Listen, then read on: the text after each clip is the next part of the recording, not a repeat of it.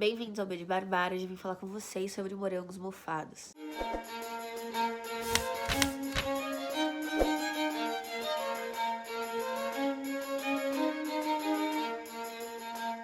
Esse é o livro mais conhecido do Caio, não à toa ele deu nome a esse projeto Contos Mofados. Mas em Morangos Mofados, a gente tem o condensado sentimento de uma geração. Esses morangos dos quais o Caio fala no livro são os mesmos morangos de John Lennon. São a esperança, são os ideais, são a igualdade, a liberdade, comida, terra para todos. São os ideais de esquerda que estavam em vigência entre a juventude naquela época, a década de 60, 70 e 80. Quando John Lennon diz Strawberry Fields Forever, campos de morango para sempre, ele quer dizer que não importa que essas batalhas tenham sido derrotadas, a gente sempre vai poder ver no horizonte esses campos de morango, a gente sempre vai poder seguir lutando por eles, né? Pelo menos é assim que eu leio essa canção. E aqui o Caio também vai ter um sentimento de derrota da batalha, mas ainda mantém-se uma chama muito acesa. Os morangos mofam porque perdemos a guerra, passou a estação. Mas ainda teremos os morangos, nós sempre teremos os morangos. Nesse livro aqui, o conto que eu escolhi para falar com vocês é o Uva, Pera ou Maçã. É um conto muito interessante em que uma jovem que tá indo pra psicóloga, ela só tem o dinheiro de voltar do ônibus, passa por uma banca de ameixas e ela compra essa ameixa. Quando ela chega na psicóloga, ela fala com muito esmero, com muito cuidado dessa ameixa. Ela retrai muito pra si. E é interessante como depois ela traz uma memória da brincadeira, né? Que eu conhecia como uva, pera, maçã ou salada mista, né? Mas ela fala como uva, pera ou maçã. E que é aquela brincadeira que você fica de costas, de olho fechado, e alguém vai apontando, e quando você fala sim, ele pergunta uva, pera ou maçã, e aí é um beijo, um abraço, um aperto de mão. E ela fala sobre esse momento com uma nostalgia e com uma felicidade muito grande a respeito disso, né? Com um sentimento muito bom. Só que a fruta que ela escolheu, gastar esse dinheiro do ônibus no caminho da psicóloga, não é nenhuma dessas frutas. É a ameixa. E ela fala que ela derrubou essas ameixas em frente a um passeio fúnebre e que ela paralisou aquele caminho fúnebre para recolher as ameixas e que tudo pareceu muito congelado. E aí se parece muito com uma interjeição ali da morte na vida dela. E talvez auto-infligida, né? Tanto é que o psicólogo fala, eu vou avisar os pais dela que ela precisa ser internada novamente. E ele acaba desistindo ao final do conto. Mas eu acho que nesse conto, no momento em que ela vai embora e ela limpa essa mecha que caiu no chão e deixa para o psicólogo, isso também pode representar de alguma forma a desistência dela com relação a tirar a própria vida, sabe? Ela escolheu ali comprar essa mecha, ter que voltar a pé para casa e ainda assim ela dá uma ali pro psicólogo, de certa forma compartilhando algo ou se propondo a estabelecer essa relação humana. É possível fazer a leitura contrária também, que ela gastou dinheiro nas ameixas porque ela não pretendia pegar o ônibus de volta. Talvez ela nunca voltasse para casa. Mas talvez essa fosse a ideia dela de começo, e aí durante essa sessão ela consegue elaborar para si própria com relação à vida. E aí esse gesto da ameixa para mim seria um gesto de ruptura. Tem outros contos muito, muito bons nesse livro aqui e vai ter gente bem massa falando com vocês sobre ele. Pessoas que participaram do projeto dos Contos Mofados lá no Instagram, lá no WhatsApp. Então eu vou deixar o vídeo deles aqui pra vocês. E também aqui no box de descrição eu vou deixar uma playlist que a gente tem feito, que chama Playlist Contos Mofados, que tem as músicas de todos os livros do Caio. No Spotify eu sei que já tinha uma só do Morangos Mofados, mas eu achei que merecia fazer uma de todo o projeto. Enfim, é uma playlist colaborativa que todo grupo compartilha, então a gente coloca as músicas conforme elas vão aparecendo nos contos do Caio. E é uma playlist bastante rica e bem gostosa, principalmente nesse Contos Mofados, em que o Caio estabelece algumas relações bem diretas com as músicas, desde Angela Rorô aos Beatles.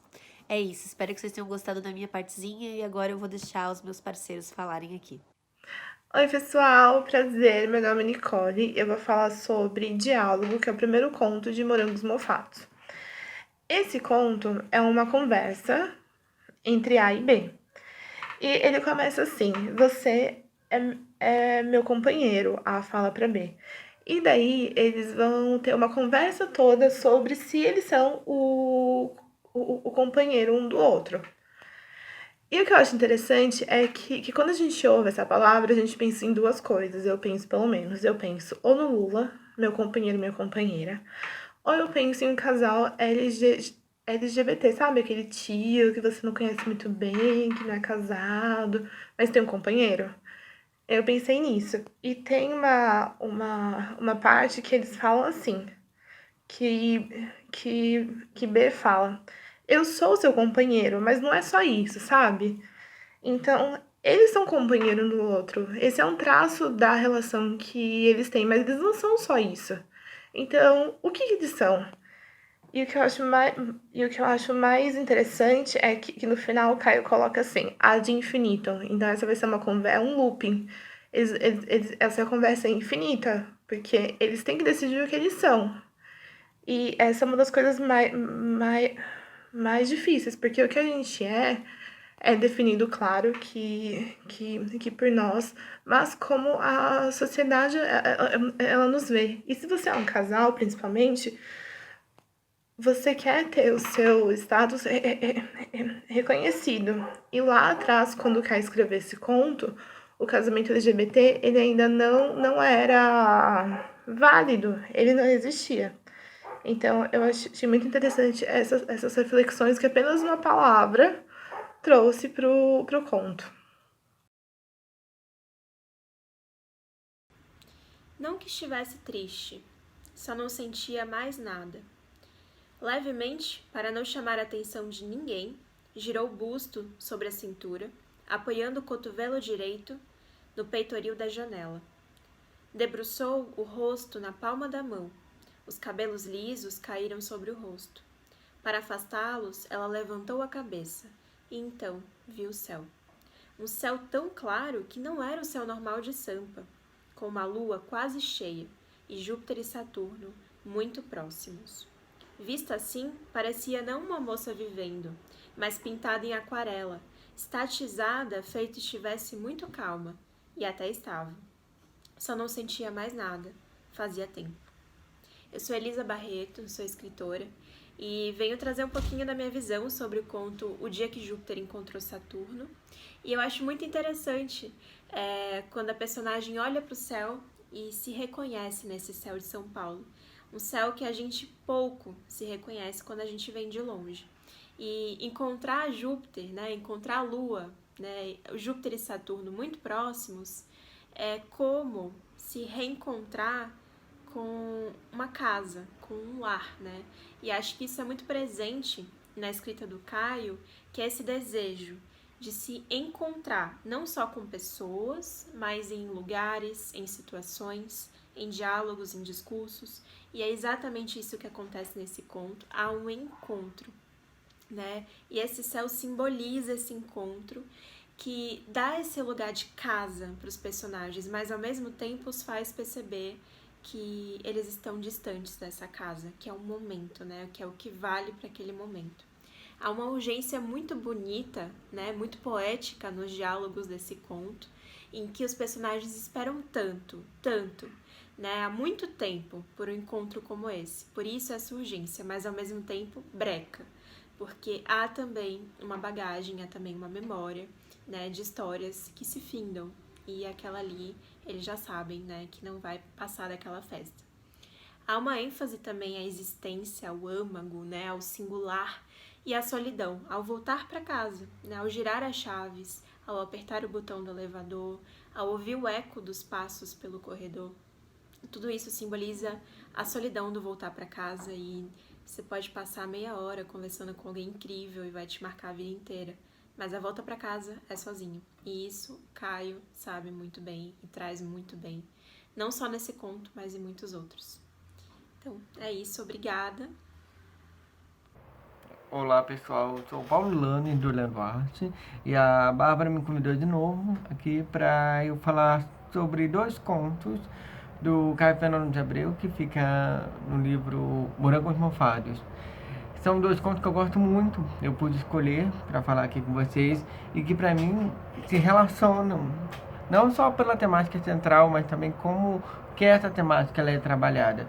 Se trata dos contos Terça-feira Gorda e Aqueles Dois. São contos bem famosos deles, com temática homossexual, que se trata do relacionamento de homens, que a seu universo particular parece perfeito, ou parece ao menos bastante agradável, e que quando isso é posto em choque na sociedade, esses dois são julgados e sofrem alguma sequela por isso. No caso do Terça-feira Gorda, acaba em tragédia mesmo. E aqueles dois acaba com a demissão, a perda do emprego, que não deixa de ser uma espécie de tragédia, né? E eu gosto muito dos contos, que eles são muito bem feitos e eles trazem uma maturidade do Caio Fernando Abreu que não havia até então, porque nos livros anteriores dele, o tema é tratado de uma forma muito interna, muito existencialista, de uma forma muito profunda, mas também muito voltada para o interior do homem. Enquanto nesses 2 contos você vê expresso, ele fala desse amor, desse desejo, dessa vontade, mesmo quando se tratam de personagens retraídos. No caso de Terça-feira Gorda, o tema se passa num carnaval, que é aquele momento em que as pessoas estão permitidas a serem quem querem, né? E se passa dentro de um baile em que um homem vê o outro e ele começa a sentir desejo pelo outro. É um conto bonito, rápido, veloz, porque são uma série de sensações que vão aparecendo ali. E é muito legal porque o narrador, a gente não sabe o nome do narrador, nem o nome da pessoa com quem o narrador se envolve, mas a gente sabe que são 2 homens e que eles estão fantasiados, estão sambando. E esse narrador, ele envolve uma série de... Ele traz à tona uma série de descrições que são sensoriais. Ele fala da cerveja, ele fala do som do samba, ele fala do toque do corpo, ele fala do cheiro de suor. Então, é isso, né? Olfato, paladar, tato, todas essas sensações, elas são muito aparentes, chamam muita atenção para ele. Para afundar essa paixão que ele sente, uma paixão carnal e extremamente transgressora. Ele até fala, né, que o cara se chega para ele sambando bonito e bandido, que então é essa coisa do proibido, eles não falam o nome um do outro, eles não trocam, ninguém sabe qual é a idade um do outro, não trocam nenhum tipo de informação mais intimista. A única coisa que fazem é se tocarem de uma forma bastante luxuriosa, mas bem bacana, é bem intenso assim um conto. E um deles usa drogas, faz uma carreirinha de cocaína e cheira. Então tem todo esse envolvimento de transgressão e de libertação, né? Só que em determinado momento ele percebe que dentro do baile estão incomodando, vão para a praia, e na praia eles sofrem um ataque de homofóbicos que acarreta nesse fim trágico. E esse fim trágico ele ainda tem uma carga poética muito forte, porque ele relaciona com um figo maduro, que é o sabor que ele sente na boca ao beijar o homem. É um sabor delicioso, suculento, e também é o fruto que se esparrama sangrento na areia. Então tem esse conto fica na primeira metade do livro, Morango Mofado, enquanto o segundo fica na outra metade. E essas 2 metades ela tem uma definição muito clara, que é uma primeira mais pessimista. Vale lembrar, o livro foi escrito boa parte durante a ditadura militar, publicado logo depois, mas escrito muito nesse período. Ainda tem muito dessa força conservadora de uma sociedade justiceira e extremamente violenta, uma violência que ela é praticada e incentivada pelos outros né? Não tem instituições que protejam indivíduos desses pensamentos retrógrados. E aí, o que se vê no segundo, aqueles dois, é quase que o inverso do primeiro. Enquanto o primeiro é o carnaval, passa um baile, ele é tão efêmero, é tão carnal, o segundo é num ambiente de trabalho, que inclusive não fala exatamente o local, mas lendo eu relacionei muito a Brasília, porque fala de uma cidade que parece um deserto, um sol muito quente, muito próximo, um céu muito aberto, pessoas que vêm do mundo, Brasil inteiro, no norte, do centro-oeste e tal, para trabalhar, o que é bem a característica de Brasília mesmo. E chega até um momento que ele fala sobre, num deserto, ele fala assim, num deserto de almas também desertas, uma alma em especial encontra a outra. É muito característico de Brasília essa solidão, essa dificuldade de se encontrar e tal, e esses momentos tão fortuitos que servem para se encontrar pessoas tão especiais. E aí, é isso, são dois homens que saem da sua cidade, vão para esse lugar, para outra, por causa do trabalho, e eles sentam um perto do outro, conversam muito pouco, mas começam a aprofundar um relacionamento que demora meses, e ele começa a perceber coisas em comum, não chegam às vezes de fato, assim, não transam, não fazem nada, mas porque são reprimidos, sabem como é que eles se sentem, e o conto, esse conto é mais devagar, passo a passo a gente vai conhecendo a trajetória, vai torcendo por ele, vai ficando com medo pelo que pode acontecer, e tanto que tem até umas diquinhas assim, que eu achei interessante, que os dois gostam muito de arte. Um gosta do Carlos Gardel, que é um cantor de tango da Argentina, muito famoso, e o outro é o Van Gogh, né, o pintor holandês, e os dois tiveram finais trágicos. Carlos Gardel caiu de um avião e morreu, Van Gogh se matou.